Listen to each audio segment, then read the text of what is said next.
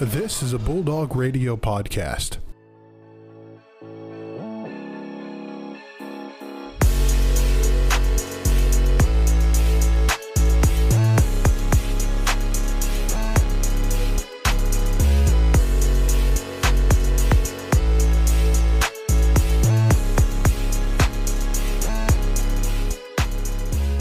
It's the MVSP podcast with Brandon Worth and Joe Nagy. We got a great episode for you guys today. Donis Harris of the Ferris State cross country and track and field team is joining us pretty shortly. We got a pretty good episode of the Ferris State Sports Report as well, and some Super Bowl and maybe a little bit more after that. Time willing, we'll see what happens. But without further ado, Brandon, we're going to swing it on over to the interview with Donis Harris. Now joining us, my teammate, track and field cross-country specialist Donis Harris is with us. Donis, welcome to the show, man. Hi, thanks for having me. Donis, it's really good to have you on the show and in the studio. It's going to be a blast. So first question, we were talking about it a little bit off of the air. Student athlete life is already tough, but now being a student athlete and an intern working, that's got to be even tougher. Can you go a little bit into what it's like kind of balancing an already hectic student life along with that?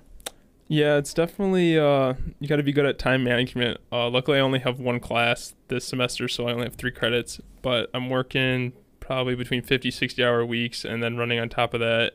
So I really don't do the schoolwork until the weekend comes around, but it's online, so I'm flexible there. Nice.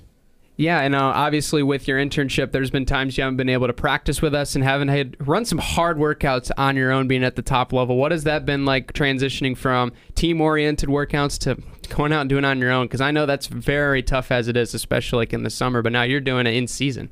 Yeah, that's the hardest part. Is by the time I'm out of work, it's usually dark, or even in the morning it's dark. So running alone in the cold Big Rapids winter, it's definitely tough. But once I get out the door, it's not too bad. I'm just trying to make the best out of what I have. So yeah, for sure. And I mean, this upcoming weekend, you'll be up with the team again down in Grand Valley Friday and Saturday. What's kind of the approach now, especially with it kind of coming to the end of indoor season, a couple more weeks left, but you want to finish strong and get ready for outdoor? Yeah, so these next few weeks are really going to be big weeks. The first few meets have just kind of been there to get your feet wet and see where you're at condition-wise. So hopefully the next few weeks we get some good competition and get out there and run some good races. Yeah, I mean, I'm excited to run this weekend. I know you're pulling a double by what we've heard, which is crazy. Just to let you know, but you've had some great times overall already this season. Already been improving on some record-breaking performances. What's the goals for the rest of the year? What are you shooting for? Well, I mean, the goal tomorrow in the 5K is to take a shot at that school record for the indoor 5K.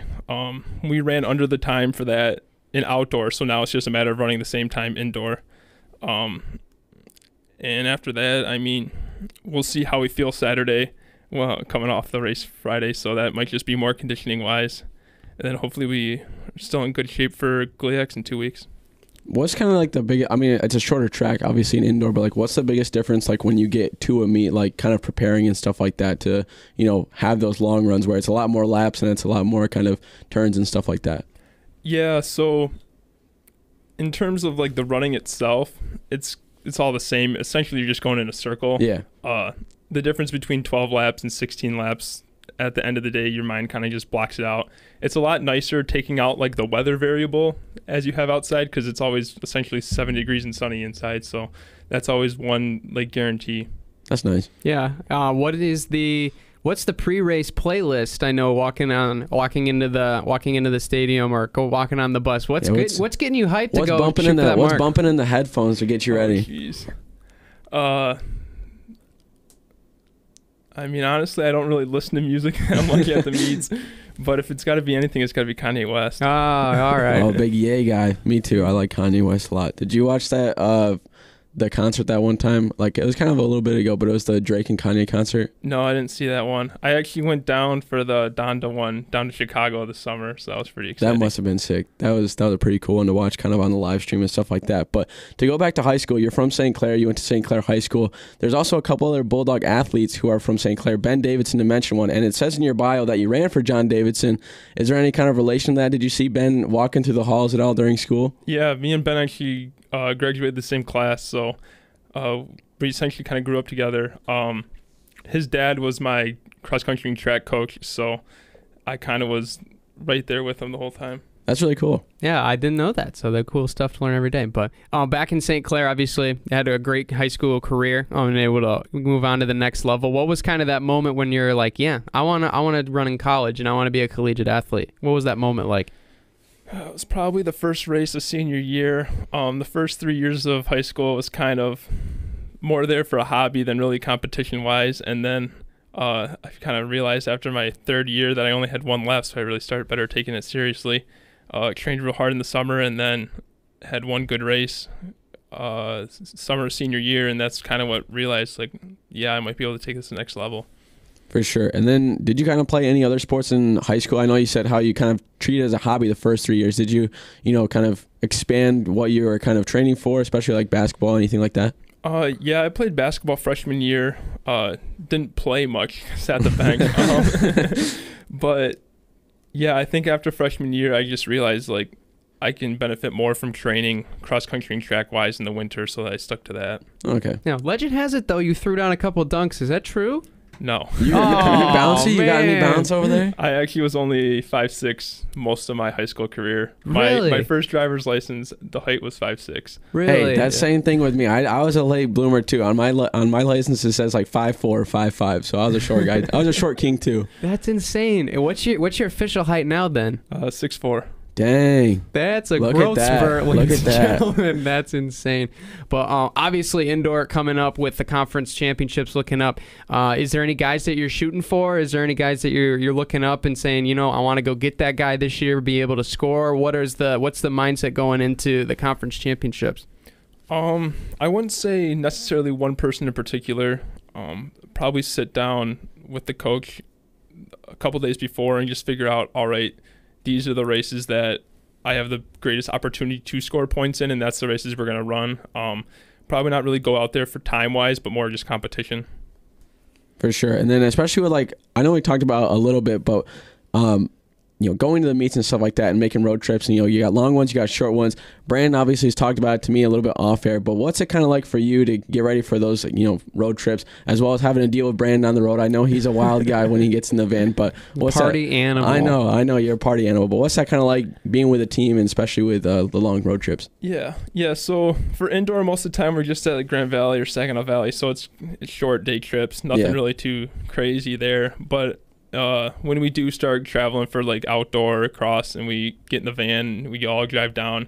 I mean, it's 8 to 10 guys in a van for 8 hours, so there's definitely a lot of bonding there. Yeah, but Brandon, he's pretty quiet. He just sleeps most of the time. Fact check, true. I was gonna say, we talk about it, but Brandon's a pretty chill guy, so I kind of understand that. I will say, I used to think that I was the quietest, the guy that sleeps the most on the bus rides. That has changed over the last year, so I'm very surprised. I won't name names or anything. But final question for you, Donis. We appreciate you taking some time.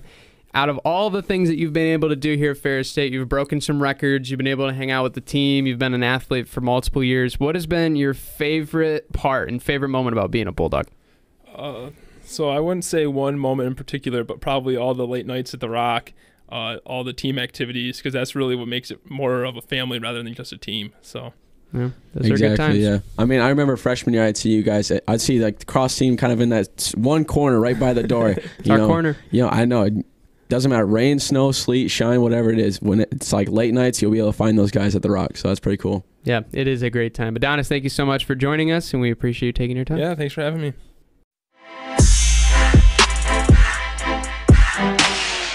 Once again, big thanks to Donis for coming on the show. We know he's busy with, work, athletics, being a student. All those three things are getting pretty tough for him. But he's got only a little bit left to go. But Brandon, we got a big Ferris State sports report coming up. Brandon, why don't you bring it on in? Yeah, not only this weekend, but even next weekend, Joe. You know why?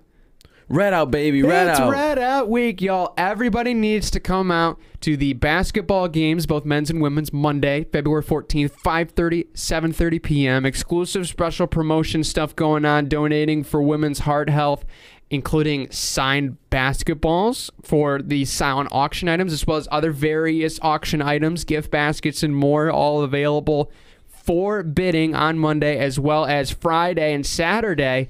We have the 2 hockey games at home, our final regular season finale games of the regular season. We'll be taking on Lake State. There will be more there, as well as hint, signed national championship football. What? Yes, what? I said it. It's going to be there. You can bid on it, and all other great stuff, including our buddy Brendan and all the other hockey guys signed a stick as well. You can go see those and all the promotional items. You can follow the Sports Cruise RSO on social media. They can find them around various businesses. I know there's some distribution going on of flyers, so stay tuned for that. It's going to be a blast. Me and Joe are going to have a good time. You can find us somewhere in the whole thick of it, the chaos, wearing our red shirts. I'll be up top tweeting away. You know where to find me.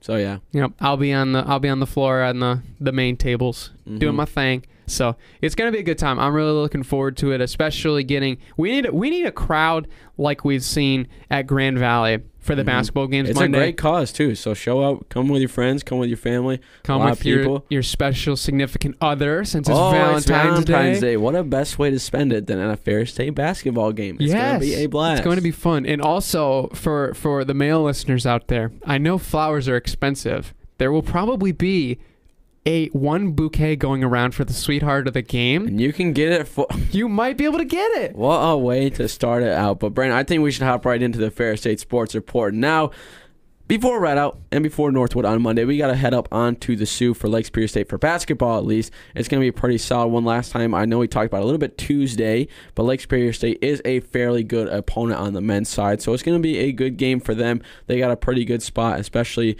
with them kind of being middle of the road of the GLIAC. We only beat them by about 15 last time. We did come out a little bit slow, but you know, it's a different ball game when you have to travel to somewhere else when you've already played a team at home. So I'm pretty excited for this one. But Brandon, what are your thoughts? Yeah, I mean, looking back at that game back earlier in January, we definitely started off a little slower. I think to start the game, we were down on a bigger run. I'm checking to make sure on my notes here. It was a 12-4 run to start the game. So that's the definition of starting off a little too slow.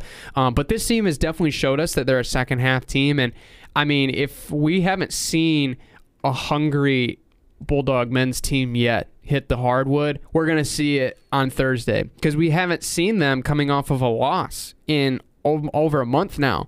So, I mean, and the last one was one of the greatest games I've ever seen in college basketball together, which was the 2 OT thriller against Minnesota Duluth back in the second. So, I mean, it's going to be really interesting to see how this team comes out. We got punched them out from Davenport. Things happen. I mean, they got us. I mean, we shot the ball subpar in our book. Some teams would accept those kind of numbers, but we would not accept that, because that's we know we're a better team than that, and we're ready to show it. I know these guys are hungry to get back on track. Lake Superior's going to come in with a little confidence. I mean, I think they got the edge over GV just recently, and just the fact that we beat GV, and now it's, you know, that we're coming off a loss. They're going to have a little bit more hope, especially on their home floor, than we have in years past. And it's a tough place to play, but we got to shut down guys. David Wren, Malik Adams, don't let them get their shooting opportunities. Make other guys score. Lock down the paint, get some boards, get out in transition, and light it up. That's the key to success. Yeah, for sure. I think if we really look forward to it, Walt Keller's probably going to be stepping up. I think he's due for another big game. And really, really step up here, especially with only about 5 or 6 games left in the regular season. You know, I wouldn't say they need him, because, you know, Dorian and Lee and Ben and stuff have been able to step up in his, I wouldn't say absence either. It's just that he's had a little bit of a slow start for these past couple of games. But I think he's really due for a big, 25, 30-point game that we're used to seeing from the start of the year. And what better way to do it than a good Lake Superior State team? I think we're going to be able to really find our stroke with shooting. That's going to be a big ask for the guys upcoming, especially tonight. But Lake Superior State's a great team to, get back on track, especially after the loss against Davenport. They're a good team to get a win and get some rolling going. And, Northwood coming up Monday is going to be a big one too, because those are going to be a tough team, especially with Jack Ammerman. He's one of the top scorers in the league. I think he's right behind Walt. I think he's only behind like 0.2 points, 0.3 points or something like that from the past couple of times I've seen. Yeah, and Jake's up there as well. Yeah, Jake Van Tubergen's is up there as well. So Walt, Jake, and Jack are the 3 guys who are, leading the GLIAC in scoring. But Northwood is no slouch of a team either. Yeah, and I think Trey from Parkside's also up in that conversation as well. He's one of their better players. Jake Van Tubber can kind of switch off in and out. In and out the top 3. I think so. But we got what it takes to beat this team. I mean, we saw a lot of great advantages against this team back in the January 22nd game when they came here.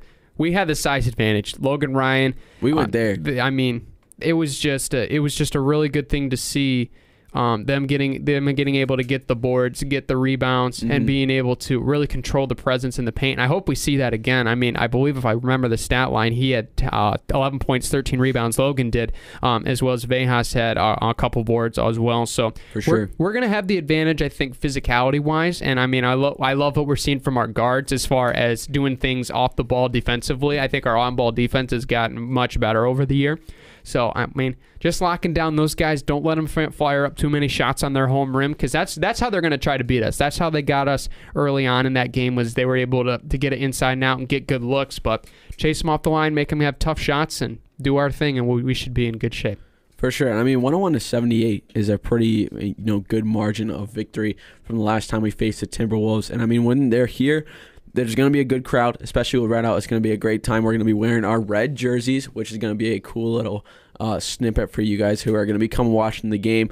But it's also going to be solid because we're breaking up, a 4-game away stand. I mean, 2 games with Davenport and Lake State that are going to be away, and then we got Northwood, and then 2 more. We're going to be on a big road trip for Wisconsin Parkside and Purdue Northwest, who are 2 very winnable teams, but still, you're on the road, and then you're going to come back and play Michigan Tech and Northern Michigan, who are some of the top teams in the GLIAC. So that's going to be a tough ending of the season for us, but I think we'll be able to pull it out, especially, getting 2 wins this weekend, and at the start of the week with Northwood, we're going to be in a pretty solid spot. But do we want to see who else is playing in the GLIAC this weekend? I mean, we might as well, Joe. What's the GLIAC scoreboard? Sure. The Wildcats in Northern Michigan are going sailing. They're going to be going to Grand Valley State University to play them. It's TBA at the start time, but it's going to be Thursday, February 10. So tonight, not sure when they're going to be starting. Pride of Purdue Northwest are going to be taking on the Warriors of Wayne State in Detroit. Michigan Tech is going to be traveling up or down to Davenport to take on the Panthers. That's going to be a good game. Davenport probably trying to look to get a little bit of a roll going and get some more momentum before the end of the season, especially taking down a good team like Michigan Tech. And then the Rangers of Parkside are going to be taking on the Cards of Saginaw Valley. 8 o'clock tonight. All these games are basically at 8 o'clock and 7:30. And then Saturday, some teams, we're not going to be playing Saturday, but the rest of the GLIAC is. Michigan Tech is going to be playing Grand Valley, so they're going to be playing host to the two farthest away teams in the UP, and then Northern Michigan is going to be taking on Davenport, so it looks like they're going to be staying down in the Lower Peninsula for the weekend, so that way they don't have to make 2 8-hour bus rides. No worrying about getting for stuck. Them. So that's going to be a good game as well. Purdue Northwest is going to be taking on Saginaw Valley, so the 2 out-of-state teams are going to be taking on Saginaw Valley 2 this weekend, and then Lake Superior State is going to be trying to take on Northwood that Saturday, kind of warm them up for us when we take them on Monday, and then Parkside is playing Wayne State, so Wayne State is playing host again to both Parkside and Parkside and Purdue Northwest, and then obviously Monday, Northwood's coming to town, so it's going to be the battle of the dogs. Timberwolves versus Bulldogs. You know how that's going to end. Bulldogs on top as always. Go Dogs. I'm going to knock on wood. Yeah, absolutely. But both teams are good on both sides. We'll get into the women's side here in just a second. But, I mean, Northwood's going to be a very good caliber team. Like, this can be a great game. I'm not going to – we can't hype it up, as Anchor Bone. We can't hype it up as GV. We get that. But it's going to be a really good game. And I know, guys, it's a Monday. I know it's gonna be weird, and it's probably just gonna be a little bit out of the comfort zone, but come out, please, have some fun. I don't know if anybody saw the game on Saturday, all the highlights and the stuff. It was an absolute rockin' arena. I mean, it was one of the most fun games that I've ever been a part of here at Ferris. I mean, it was awesome. If we can get that presence again, it's going to be an absolute special night all the way around. It'll be a very enjoyable day for Valentine's Day, and you can watch both those games as we previewed the men's side. Now we'll go over to the women's side. Lake State is going to present some a little bit of challenge. I definitely think we're going to be in a good position to succeed with Lake State. They're just been on a tumble lately. They just haven't gotten back on their feet really since that COVID pause. So it's been tough for them, and we really have a chance here. But here's the biggest thing I think about it. I think this is a great chance to see what the bench can do as well. Yeah. I mean, we saw a lot of the bench in the first game. I hope we see more of them in the second game because it gives them confidence. Being able to see Samantha Krause come off the bench lighted up from deep, seeing Ellie Dykstra being able to score and get the boards, as well as Amaka Unabaka, Maya Hiram inside as well. And then Grace Sullivan, Deshauna Day, they're improving each and every game, and it's good to see that. So getting them minutes as well as the starters are going to obviously have their own successes as well. Just makes that whole team confidence going up, especially with that tough schedule we got, including Northwood, who's a very good women's team, talented-wise, on the other side as well. So it's going to be good. I mean, really, it's going to be a really good trip, I think, for us, just preparing to gear back up. A little bit of break in the schedule, not necessarily, because sometimes it's good to get out of the routine a little bit, I think. I mean, hey, Joe was just on another microphone, and he said he enjoyed it for that interview. So sometimes you just got to break it up to keep your team succeeding, because sometimes when you keep following the rabbit hole and you do it constantly, sometimes you get so accustomed, you might trip on the route on the way there that you always step over just because it's one step in the right direction, but it's a step you've already taken before you can think about it. You know what I mean? For sure. So sometimes you got to step back and say, oh, okay, let's break some of this stuff up. Let's get back to what we do best. Let's get back to the fundamentals, and let's play some good basketball. And I think really for the men's side, the Davenport game got us. We tripped over the root in that game, in that analogy. So being able to do that. Women's side definitely needs a little bit of bounce back. The GV game was a heartbreaker, but we're going to be able to, I think, get the bounce back against Lake State and move on into a tough game against Northwood, where I hope we play our best basketball. It's going to be fun to watch. I hope they light it up from deep. Yeah, for sure. And I mean, like Ferris State, when you look at it, they're coming off a 57-point loss against Grand Valley, so they're going to be really hoping to play a little bit better, but I think that's good for us, because if we do put in, some of our bench players and kind of get them a little bit more playing time, it's going to be a hungry Lake State team. Like, I'm not going to lie. I'm not going to, I'm going to be blunt. That is the worst loss I've ever seen in a GLIAC game. That is a terrible loss. And you definitely know that the coach for Lake Ferris State, the players, they feel it too. And they want to come and shock the world against us. And I think that's going to be a good thing. It's not like I think we'll be able to, get a good victory, but also making sure that our bench players get put in against a team that's hungry is a big thing too, to get them some improvement. But Northwood as well. I mean, the women's game is going to be at 5:30 on Monday, and that's going to be a good one as well for Red Owl. Going to see the Red Unis too, so that's going to be a good time. But Northwood's going to be a little bit more of a test, but I think it's going to be solid for some improvement for a lot of our girls. Yeah, I mean, Northwood's going to present some challenges, especially on Monday on both sides. I mean, the women's side starting 14-7 so far this year. They've been great. And they're definitely going to be a team to watch. I mean, they gave Grand Valley a tough test back in January, and they'll get to play them again. They just came off of a heartbreaker against Wayne State, which we ended up beating them. But I mean, they've also beat Saginaw Valley, who's beat us. So take that with a grain of salt. But I mean, they got a lot of great, talented players on that team. They really do a great job of playing very complementary basketball. They can do it inside and out. They shoot the ball pretty well, 41% from the field.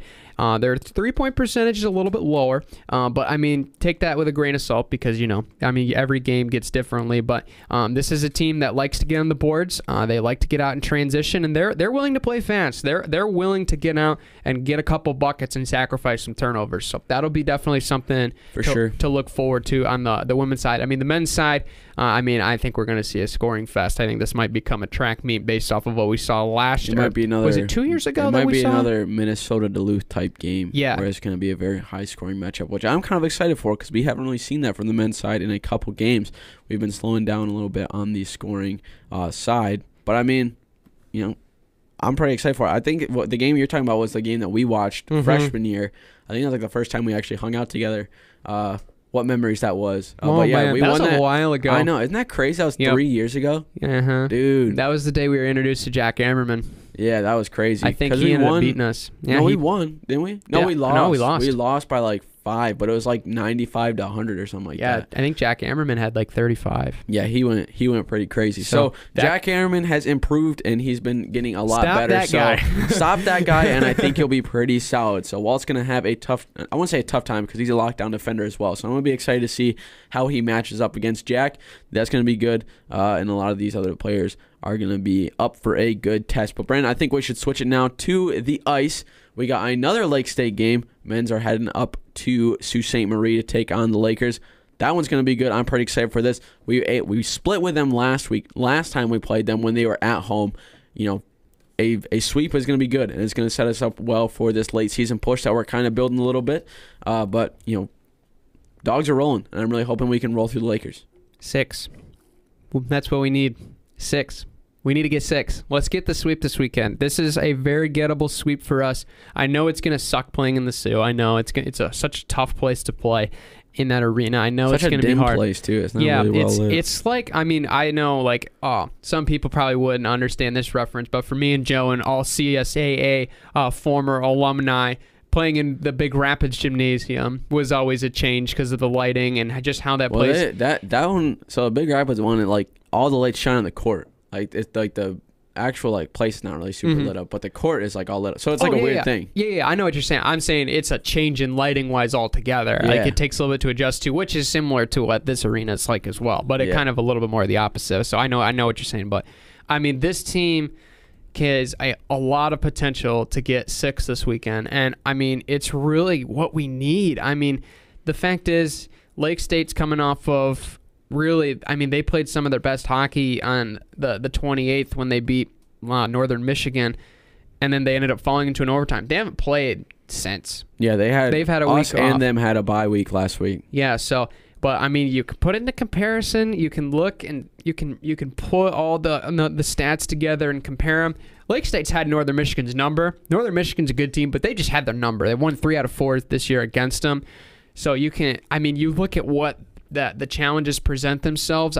Lake State's, I would say, a fairly good fundamental team. There's times where they're kind of hit or miss when it comes to especially the offensive side. There's games where we've seen they've put up 30, 40 shots, but there's been times they've put up single-digit shots. And that's definitely one of the things that seems like they're always, you can kind of bet on them having – they're kind of like us. They're going to play a good game, and the second game you're not so sure. That's kind of what the MO of our team has really been this season, and they kind of followed that path a little bit, but – I think the biggest thing is being able to control the puck, being able to get good passing and getting good looks, as well as defensively being in position. I think is going to be important. We found ourselves out of position a couple times. Yeah. And I think there's been some times where we just kind of lacked focus a little bit, and I know that's kind of hard for me to say, and I don't mean that to say I know everything about this team and whatever, but there's been times where it just seems like we kind of fell asleep, where there's simply a back pass to the blue line, goes under the guy's stick. Yeah, we get a little bit lulled, and especially those times where we have a little bit of there's been a couple times where we've changed lines and we've given up a little offensive push for the other team, and that's not something that we really want, especially for Lake State, who can really capitalize on those opportunities. But they're two very winnable games. We need to win these 2 games, honestly, because it'll switch us places with Lake State in the standings. I think it would get us within 2 or 3 points within Northern Michigan, which will be good because we're playing Northern Michigan for the last series of the regular season. We got Michigan Tech in between the 2, which is going to be a very tough one. That's going to be the readout as well for next week. So show up, show out. We'll talk a little bit more about that on Tuesday and Thursday of next week as well. But Lake State, last time they were at Awa-Glaben, they showed some pretty good offensive prowess from their D-men as well. They are pretty well adversed with that. But like you said, sometimes they toss up a quick little single-digit shots on the board. So I think if we're able to hold them down to that, and we got Noah Giersbrecht now, who they haven't seen in goal yet, which is very good for us. We got Logan Stein, who can step up, and I think he's going to be doing really well. The defense is kind of really showing out a little bit and kind of holding everything down now. So if we're all playing on our best, we've talked to Brendan and Connor Fedoruk in class. They're excited for it, and they're getting ready to take on the Lakers, which I think is going to be really solid for us because 2 wins might be coming our way. Yeah, 2 wins is definitely the MO. I think if there was a prediction on this game, I think it's going to be low scoring. Definitely you can judge that. 1-2 or 2-3. Yeah, one of the things. It's not going to be the 7-6 slugfest we had against Northern Michigan a couple games ago. But it's going to be interesting. This is going to be a good defensive test for us. I think this is a game where we have the ability to lock down their offense and give our offense unlimited rips. So I think this is going to be fun. Lake Superior has a good defense as well. So this could turn into that classic nail biter. I mean, who's gonna find the net first wins type of game. Really, it could turn out to be that way. So, I mean, it's gonna be fun. And I mean, really gearing up that defense is going to be important this weekend, especially going against Michigan Tech, because we know that team can play fast, play physical, and find the net often. So that's going to be a big test for us. So tuning it up for that game. That's the big one. And then we got Northern coming up after this. But 6 points this weekend, especially with where the standings are at. Crucial. Be a huge momentum boost for this team. And quite the schedule on the docket for this weekend for the CCHA. Bowling Green is going to be soaring on up to Houghton to play the Michigan Tech Huskies. They're going to be rolling off a quick little 8-1 victory against Northern Michigan last week. So they're going to be rolling. We're obviously going to be taking on Lake State. And then St. Thomas is going to be traveling all the way up to Fairbanks to take on the Alaska Nanooks, a very good and formidable team. One of the 2 D1 hockey teams in Alaska. So that's going to be pretty cool. It's pretty interesting to see, though, because Bemidji, Minnesota State, and Northern all have bye weeks this week. They're not going to be playing until next weekend when it's almost a full docket of teams that are going to be playing. So we'll go over that a little bit more next week, but we got a pretty low slate of games for this weekend if you want to catch the CCHA on Flow Sports and Flow Hockey. So going to be good. It's going to be a good one. I mean, I've enjoyed watching some college hockey in the spare time. Not on Flow Hockey, of course, but I know Joe watches Flow Hockey more than I do, and I think it's a great platform. So definitely fun if you need something to watch this weekend. Watch some hockey. Watch our Dogs. Hopefully get 6 points, because that's what we need. We need it for this playoff. I need push. Everybody needs it, Joe. Everybody. The fans, the players, the coaches, whole 9 yards. Wait, wrong sport. You know what I mean. Anyway, moving over now. Track and field is in action. Your boy is scheduled to make his debut this season. I'm Brandon's excited. running, baby. He's back for a vengeance. He's ready for the revenge tour. He's been injured, but you know what? He's going to run fast. He's going to run hard. And Brandon's coming out here and taking everything. He's taking names, baby. Okay. Ain't that right, Brandon? Give me a high five. I love your confidence. Can you give me some of your confidence? No, I'm just kidding. I'm really blind looking confidence. That's my tip for you. Blind confidence. Doesn't matter who you're running against. Just think you're way better than them. Wait, what's the saying? Start fast, finish fast, run fast in between. Yes. That's all I have to do, right? Just stay fast, and you'll be able to win. That's fair. I'm not putting any expectations on this meet. Respect. And I don't want to, because I'm frankly I think I know where I'm at condition wise. I know I'm not where I want to be, not even close, but I know I'm definitely better than what my mind tells myself. So I'm looking forward to see what I can do, and really gear up. I mean, indoor, I'm excited to really get down and I'll hopefully be able to qualify for conference and be able to run that one out. But outdoor is kind of going to be more of the focus at this point, so I missed half the season. But being able to really get back on track, being able to get some good races in, get some confidence boosting for a good outdoor season, because I think that's where I can really make my mark based off of what the timeline is now. But I mean, we got a lot of great performances that could be coming this weekend. We're going to have a really packed load of teams going to be showing up. Some Division 1, high D2, elite D3, I was almost saying D4, but that'd be NAIA schools that'll be in there.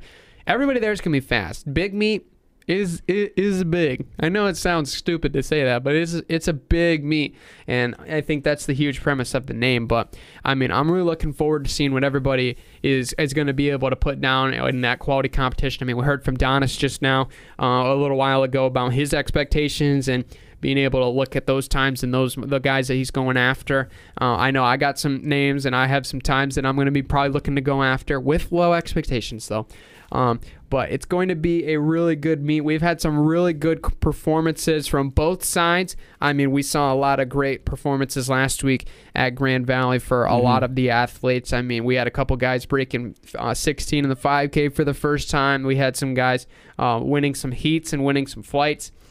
Over the last couple meets, as far as the throws, and we've had some good sprinting performances. I'm really looking forward to seeing how this team does in these top tier competition, because just like Donna said, at this point of the year, we know where everybody knows where they're at. Now it's time to lock it in, tune it up, and let it rip, especially coming up at the end of the month where it's GLIAC time, baby. And frankly, some of the teams that we're going to be facing, it's the last time we might run against them. Probably not, but kind of got to go in there acting like it, because we have Northwood in our sights. We can go after them. Absolutely. It's going to be a big weekend for improvement, some debuts. Can't wait to see what you do, Brandon. I'm going to be very proud of you no matter what, as a friend, Brandon. So just remember that. No matter what happens, I ain't gonna stop being your friend unless you lose really bad. Then I think it'll be a little bit embarrassing. We need to talk about the future of the podcast. But we're gonna hop into tennis now. 2 more games until we host a quick little regional games against Walsh and Hillsdale. But we got Findlay and Tiffin this upcoming weekend, Saturday and Sunday.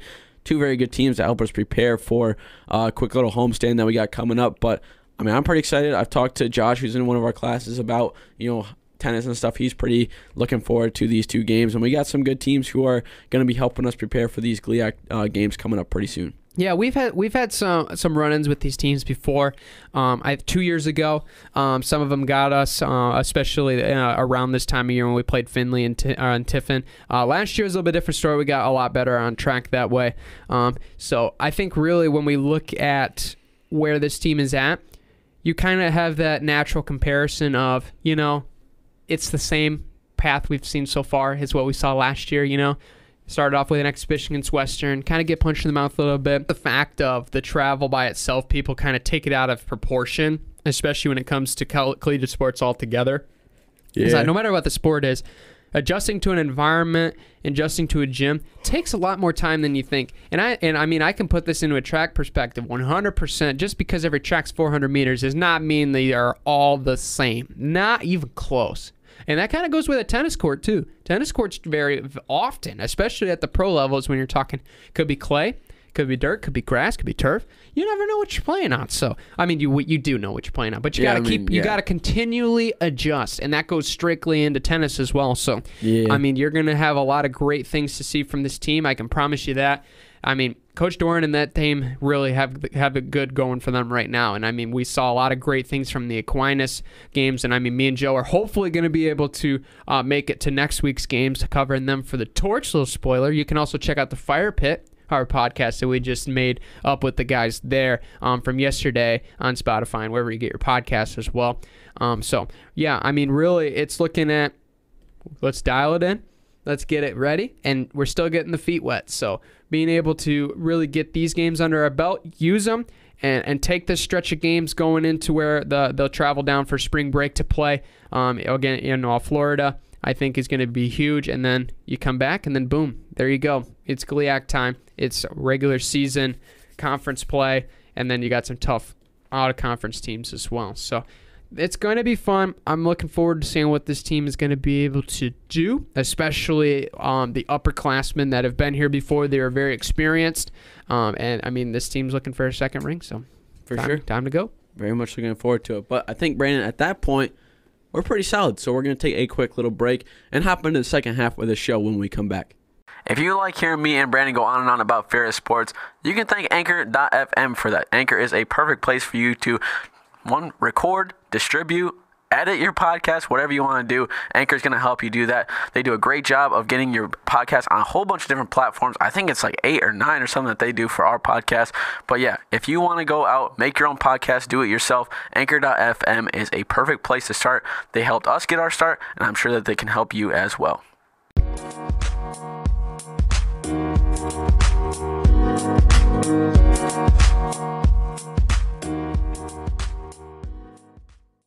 Finally, second half of the show, it's Super Bowl Sunday, y'all. And I'll tell you, one team I think we kind of expected could be here. Another team, complete surprise. Not so much. So it's going to be a great Super Bowl weekend. I'm stoked, Joe's stoked, and we'll tell you just why we're so excited for this Super Bowl in just a second. Sunday, February 13th, 6:30 p.m. start, kickoff, Eastern Standard Time.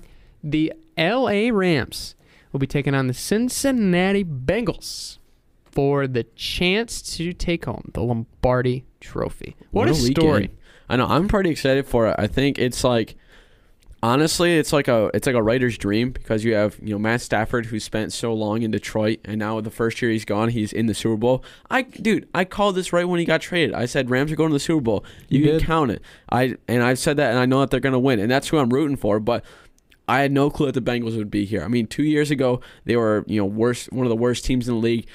Joe Burrow, first overall pick, gets injured last year, and then now he's led his team to the Super Bowl. Unmatched confidence, unrivaled ability that he has. But I think when you look at it, it's going to come down to a defense versus offense. It's going to come down to how well the offensive line for the Bengals can hold down that incredible defense of the Rams. I mean, you got Aaron Donald and Von Miller, who are two guys who can get through basically any offensive line, and the Bengals' offensive line is not the best. Yeah. And you'd think that a team who could get to the Super Bowl but would be able to have an offensive line that didn't make their quarterback scramble all the time. If you look back when they played the Chiefs, Joe Burrow was scrambling like the whole fourth quarter basically because the pocket would collapse on him. And I think that's going to start from start to finish for the Rams. They're going to get a lot of pressuring. And Jalen Ramsey's going to get put on Jamar Chase, so he's going to try to lock him up as best as he can. And, I'm looking forward to it. I think it's going to be sort of high scoring. I think it's going to be like a 25 to 30 type game. I'm kind of hoping. But, the Rams got home field advantage. They're at SoFi. Bengals, they do have a pretty big fan base, I'd say, now across the U.S. because of just the Cinderella story in general. But I'm looking forward to it. I'm looking forward to a great weekend, hanging out with some friends, watching some good football. It's a bittersweet moment because football is going to be gone for a little bit up until next fall. But boy, oh boy, am I ready for this because the Rams are going to win. Matt Stafford's going to get the ring, and it's going to be a good time. Wow. Okay. Are you sure Cincinnati won't pull it out? I mean, hey, you never know. Should I pick the Bengals just to be contrarian? We'll get into our picks. We'll get to our picks in just a minute. But I mean, this is a really fun matchup. Just the fact of what we're going to be seeing could turn into an offensive slugfest, and then you have what some would say is an overrated defense against what some would say an underrated defense, right? We knew the Rams this season were going to be coming in with one of the best defenses in football. I mean, you got Aaron Donald by yourself. We'll put you in the top 10 conversation because that dude's a stud.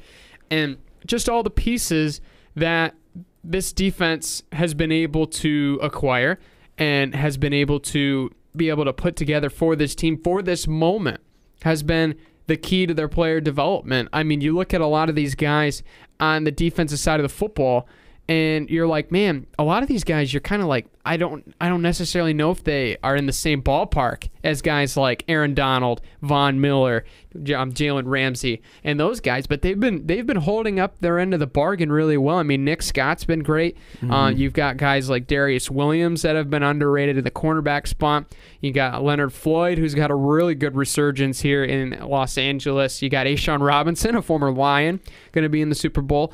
So, I mean, we have no question, I think, that the Rams defense has the edge as far as looking on paper at defense versus defense. But Cincinnati has also been very good at being able to wreak chaos in the big moments. And that's been a key to getting their success in these games so far. I mean, that's how they took down the Chiefs, was those key turnovers, especially the one to start overtime, really won the game for them at that instance. And then, of course, you got Money Man McPherson that can knock it down anywhere, anytime. If it gets within like 2 or 1 point, if it comes down to a field goal and Bengals have it, give the Lombardi trophy to the Bengals at that point because Money McPherson is just nasty with it. Yeah, I mean, I think when you look at how this Super Bowl is going to be looking on paper as far as what we're going to watch, I mean, I'm really interested to see how both offenses, passing-wise, are going to attack the defensive backs. Just because, I mean, we got so much experience on one side. You got guys like Matthew Stafford. You got guys like Cooper Kupp. You got guys like Sony Michel that are very experienced. Some of them in bigger games. Some of them have not been to the bigger games yet. And then you got the young guys, right? You got Jamar Chase. You got Joe Burrow. You got Joe Mixon. Well, he's kind of older, but you got so many of these other players that they haven't played in these big games. So really, it's kind of the battle of young. I wouldn't say young versus old. I don't think that's fair to say. I think it's experienced versus unexperienced. I think is the more. But I'm really looking forward to seeing these two teams score off in what could be a slugfest. But I mean, right now, if Cincinnati and those guys, Sam Hubbard, Trey Hendrickson, those guys can put pressure on Matthew Stafford, I mean, we might be talking this could be a game that the Bengals might be in the position to win it themselves or lose it themselves. Yeah, I don't know, because it's like the thing is they have to put pressure on Matthew Stafford and try to get him out of the pocket because he's definitely not as athletic and as agile as he used to be.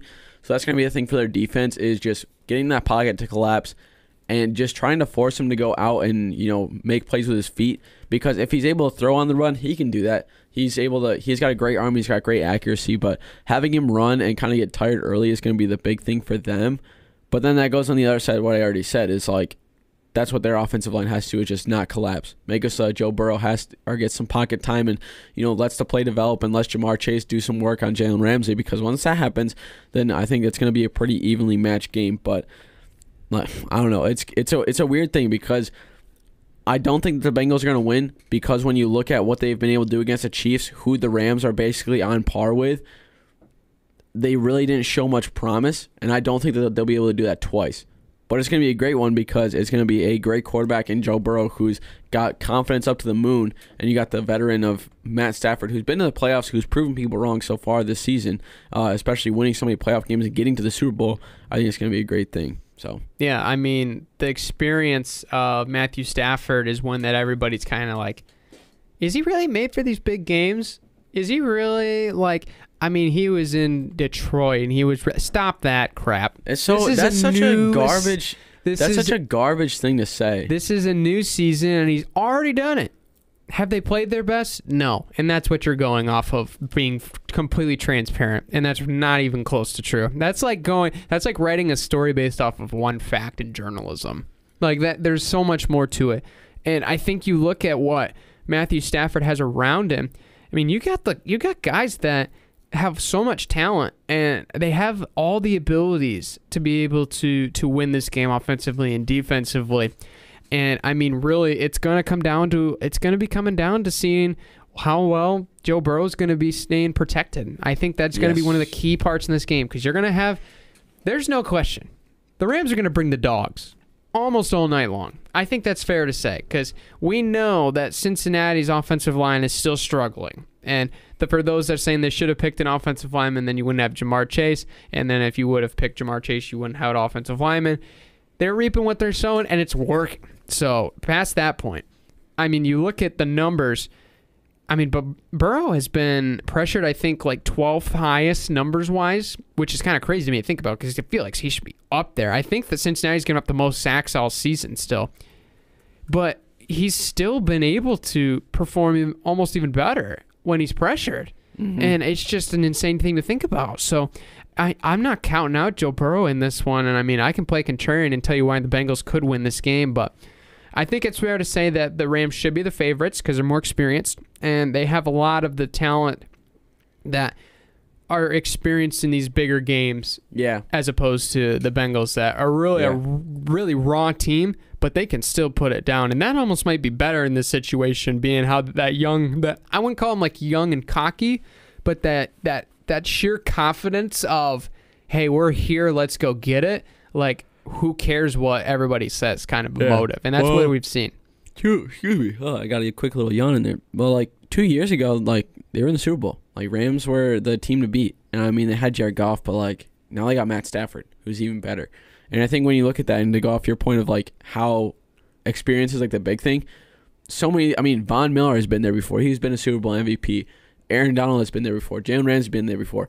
Like half of the guys on that Rams roster has already been there before, so they know what it takes. And I think just knowing that, like, that kind of culture of being a winner is a big thing. And Sean McVay knows what it takes to get a win at the Super Bowl on the highest level.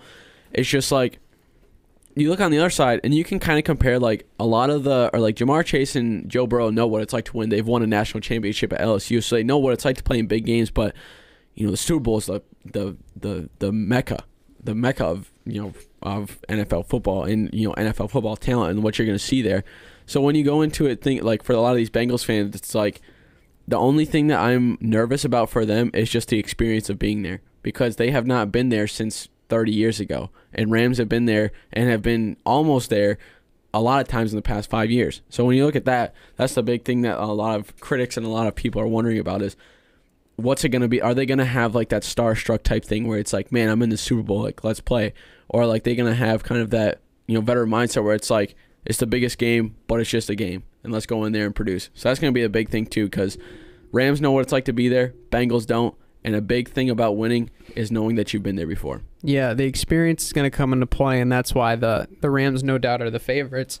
But, I mean, the running game is going to be really interesting on both sides. I mean, you look at a team that has been riding a pretty heavy horse for a long time in the Bengals with Joe Mixon, that this is kind of his chance to break it out on a big stage, and that's going to be really cool to see what he can do. Where the Rams kind of have a very interesting situation going in, because, I mean, they got Sony Michel. Yeah. Darrell Henderson's banged up. He's probably not going to play.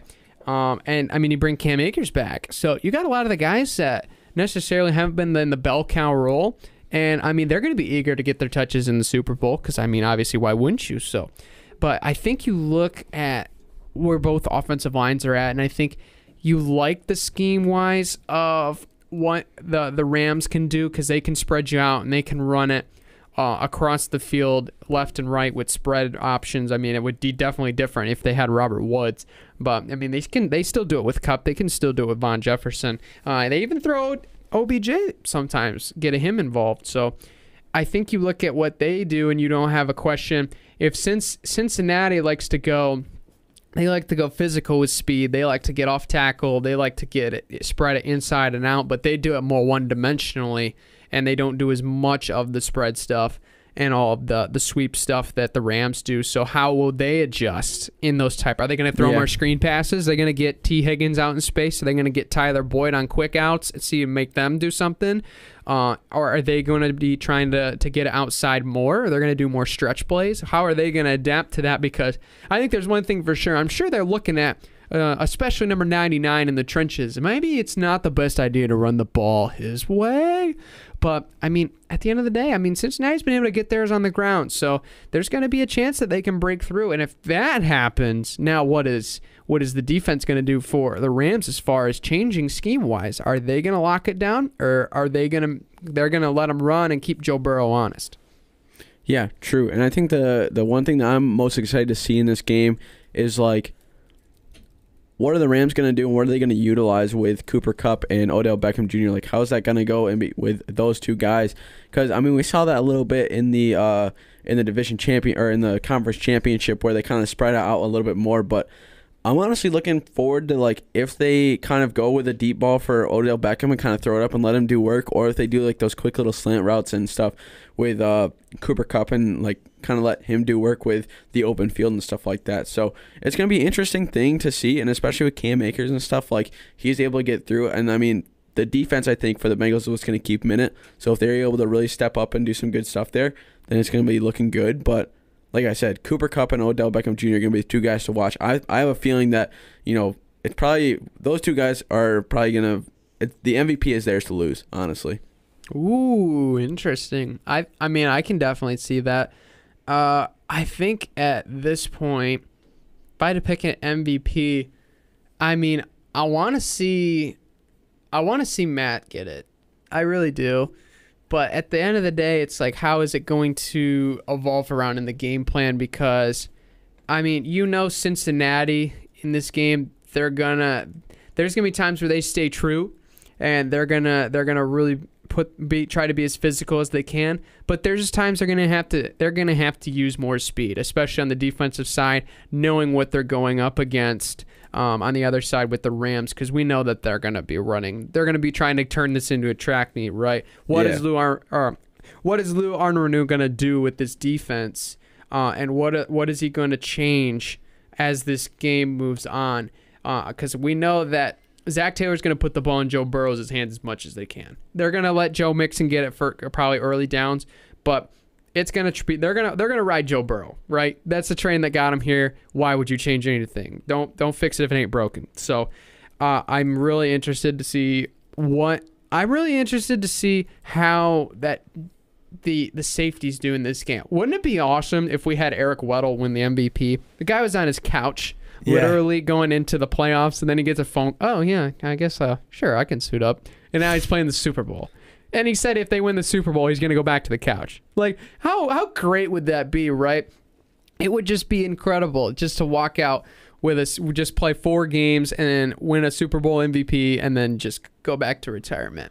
I mean, that'd be the week of a lifetime. I kind of hope he gets it just for that fact alone, because that'd be an amazing story. Yeah, that would be pretty cool to see, and that's kind of an interesting story.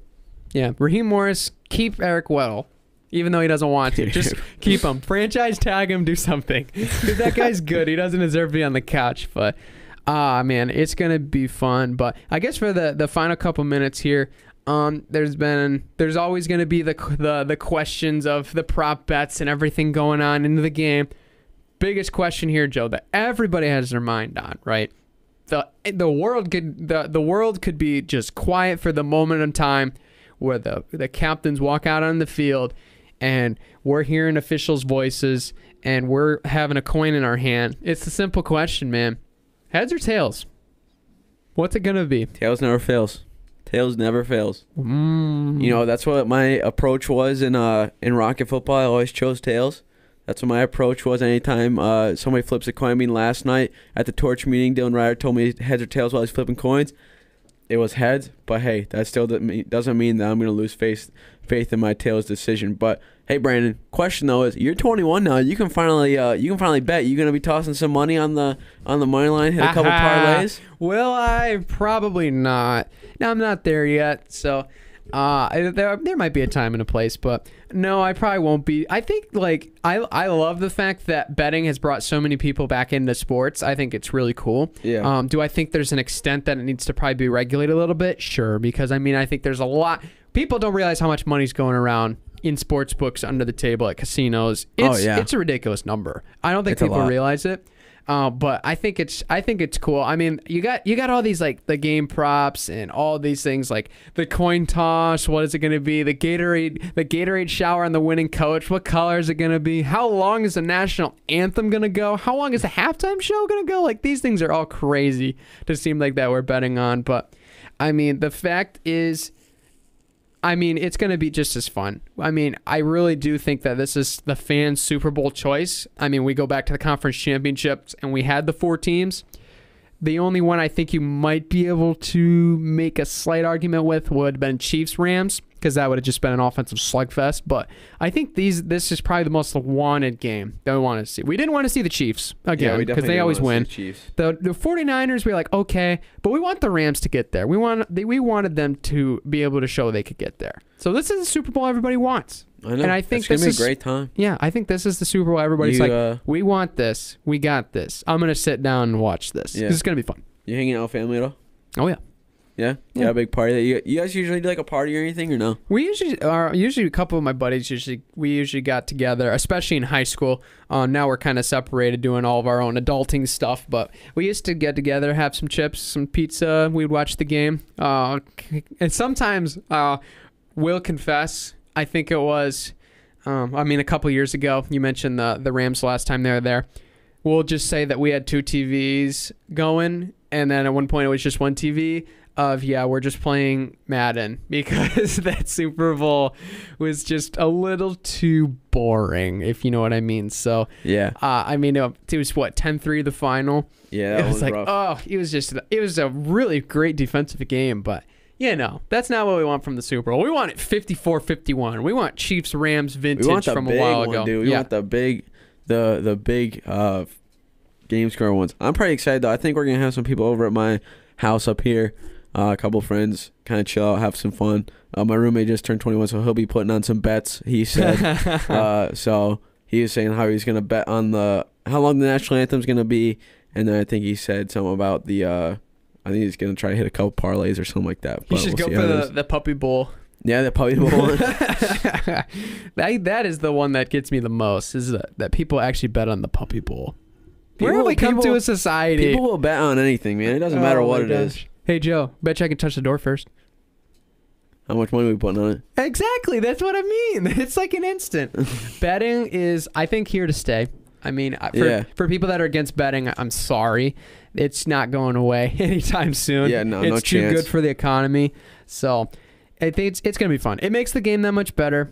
It keeps more entertained. I think the big thing that a lot of people have a problem with is just how easily accessible it is now. Yeah. Because I think before internet and before that stuff, you'd have to go to a casino and actually go to the sportsbook spot and watch the games there and make stuff. And not a lot of people did that. But now with FanDuel, every single casino has an app for it now.